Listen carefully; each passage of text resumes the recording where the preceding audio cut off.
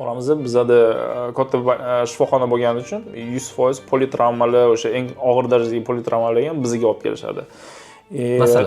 Masalan, neyroxirurgiyada bizda bitta ko'rganimiz yaqinda 30 metrdan tushib ketgan. 30 metrdan ko'pchilik tirik qolmaydi.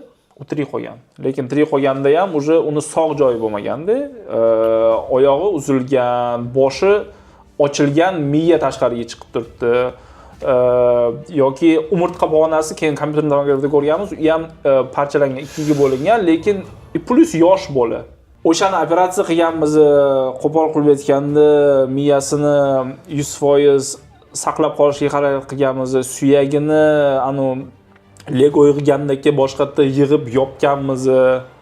Ana o'sha darajadan keyin operatsiyadan chiqaman, mashinaga o'tiraman, bu yo'lda qoldi. Men bu uyga olib borishim qanaqa darajada emotsionalni menga ta'sir qilgan bo'lsa ham, qanaqa darajada jismoniy qiynalib charchagan bo'lsam ham, meni uyimdagi ayolimni, farzandimni bunda hech qanaqa aybi yo'q.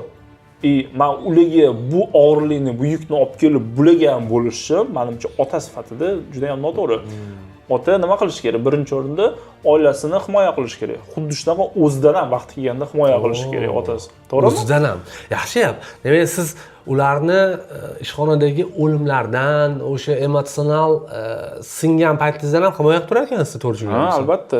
Shunchalik darajada himoya qilamanki, ba'zida ayolim o'ylaydi, biz faqat o'tiramiz, ishlasa qo'yamiz.